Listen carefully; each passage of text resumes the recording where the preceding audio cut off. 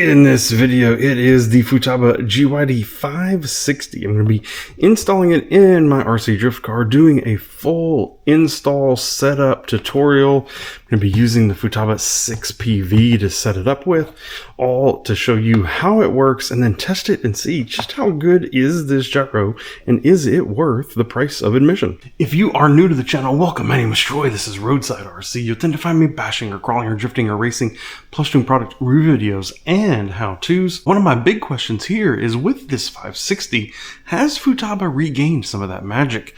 The 550, its predecessor, was good, but it's really expensive and really complicated. So does this have to be that complicated, or can we make it simpler? Does it bring back some of that old Futaba awesomeness when it comes to their gyros? Let's get started by getting it out of the box and seeing what's in it. Familiar case here. It seems like they kind of put all their gyros in here. A manual, of course, warranty information, a few zip ties, which is always appreciated. The little classic Futaba tool that comes with basically all their gyros, has the little screwdriver on it. Allows you to hit some of their buttons. A couple different wires that we're going to need. The actual GYD560 itself, kind of plain looking, if I'm honest, compared to the 550. You know, just black on black here. It's interesting.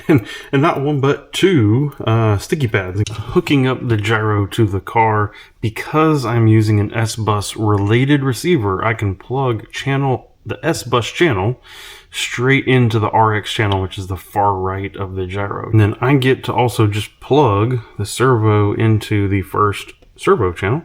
It's SX on the receiver. And then I'm done because I'm using the S.Bus.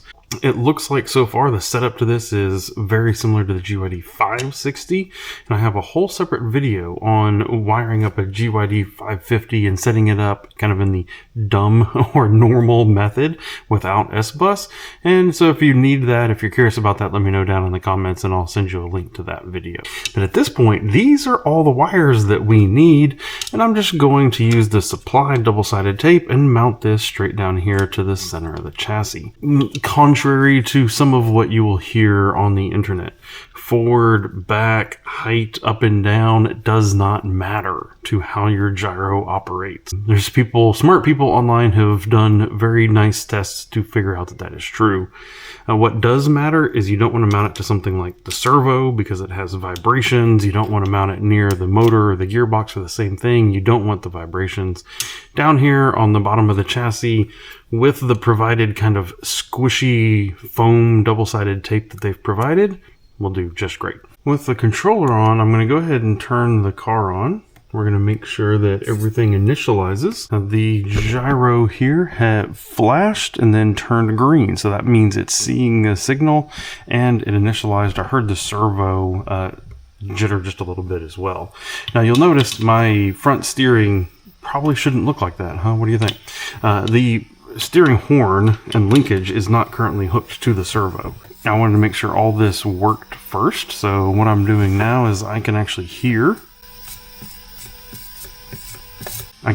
the servo moving. I can stick my finger down there and I can actually feel the servo wiggling back and forth, making sure that that is working. I'm going to make sure that all my trims and everything are set to 0 on the controller, and then I'm going to go ahead and attach the servo horn with the wheels in the straight position. That's going to give us that nice baseline. I can't get my servo horn to go on exactly straight, so I'm going to come in here to the sub trim on channel 1 and we're going to try to crank it back over. We're going to then come down here to the accessory menu and we're going to go to the gyro link and we're going to tell it to run via the S.Bus. And then it actually recognizes up here, you'll actually see it says GYD560. So at that point, it actually recognizes it. One thing you'll notice is the gyro is still not working. So what we have to do is go into the mixing menu, gyro mixing, and we actually have to turn it on. Assigned it to channel 3 as a gain type. It is in normal mode at 80 right now. And now the gyro is working, and it's working in the correct direction. So if I move this direction, the front of the wheels should counter steer that direction, and they do. So we don't have to worry about that. Our normal versus AVCS modes, if we want, we can change the gyro gain, or we can set it up to change the gyro gain based on this switch up here. So going back under the gyro link, one thing we still need to fix is my steering angle, and we need to set our steering endpoints. But as of right now, I'm not getting anywhere near the edge of the steering. So under that gyro mode, I was able to set the limits A and B, and now, look at us, we have full steering both directions. Neutral offset, I didn't need to change. Reverse, I did not need to change because, like I said, it's working in the correct direction. Mode setting, you can go to SR or UR if you're running those kind of servos, but I am not running. I'm running that echo power, so we will put that back into normal, and we're ready to go. This is all we need to do to get this thing up and running, I believe, for a first test drive.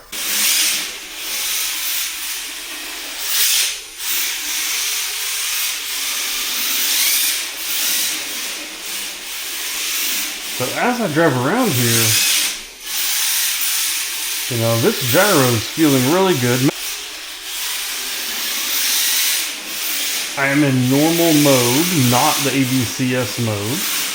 Running about 70% gyro gain. And man, the car is super planted, super predictable. But more importantly, also importantly, very possible, very drivable. I can easily guide it into whatever corner I want to. We can control how big of an angle we're drifting at. I can even get it tight. We can bring it out wide. The control is really nice. It's very intuitive. Just don't even really need to think about it. It's like it's doing what I want it to do before I know what I want it to do.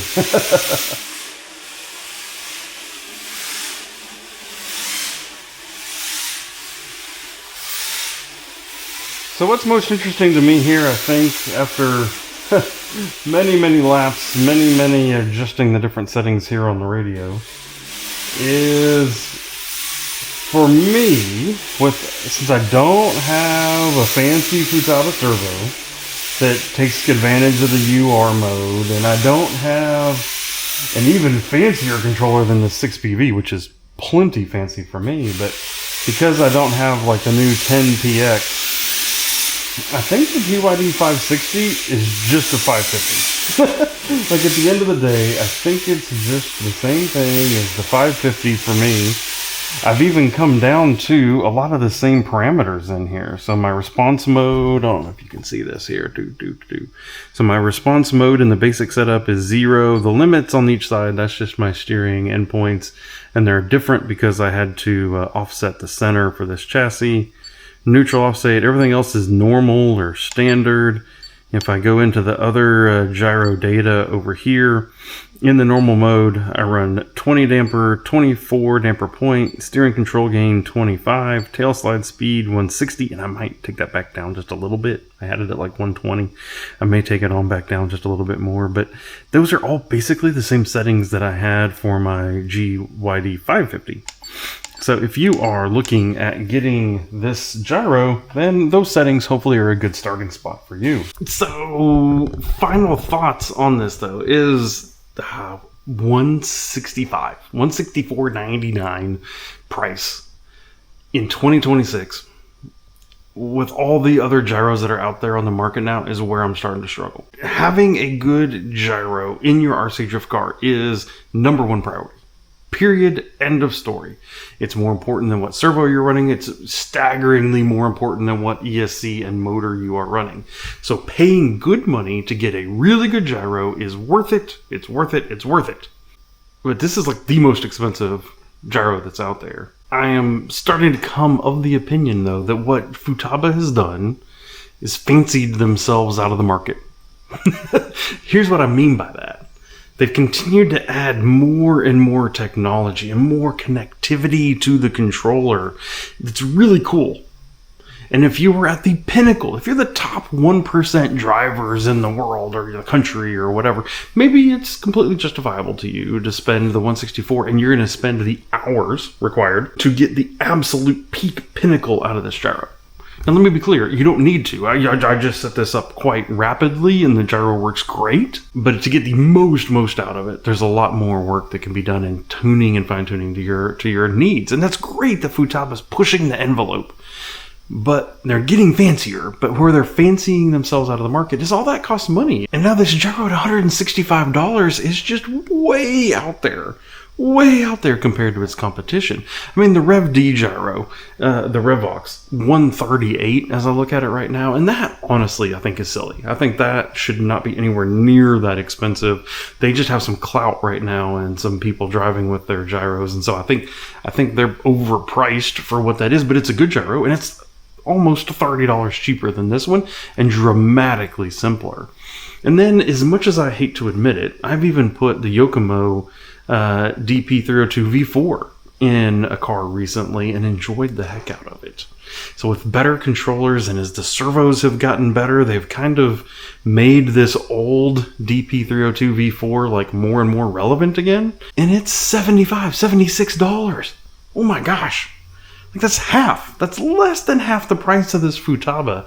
And if you're just looking to have fun, you slap that $75 gyro in and you just go have fun. And you don't have to worry about all of this programming and all this and hours and tuning and all this kind of stuff. You just go get that one. And you probably hang with almost everybody. Are you the top top 1% of performance? Probably not. Don't think so. But you have like $90 in your pocket, and last time I checked, having $90 extra in my pocket was quite nice. And so I think that's really where I come at it for this. If you want the best of the best, and if you want to run the full Futaba ecosystem, controller, gyro, and servo, then getting this one's a no-brainer, and I do believe it has the potential for the most performance. But if you're buying one, am I immediately suggesting this gyro? I don't think that's going to be how it is. So anyway, if you are curious about buying this one, or the Rev D, or the Yokomo, I will have a link to all of them down in the video description so that you can go check those out and maybe pick one of those up if you're looking for a gyro for your drift car. If you are curious about how to set up the Rev D gyro or the Yokomo as well, I have a similar video to this one, installing, setting up, how to program, how to run each one of those, and those will be in my Drift Tech playlist. It'll be popping up over here to your right. So I hope this video was useful for you. If you have any other questions, leave them down in the comments. If not, I hope to see you in one of my other Drift Tech playlist videos. Thank you for watching, and goodbye.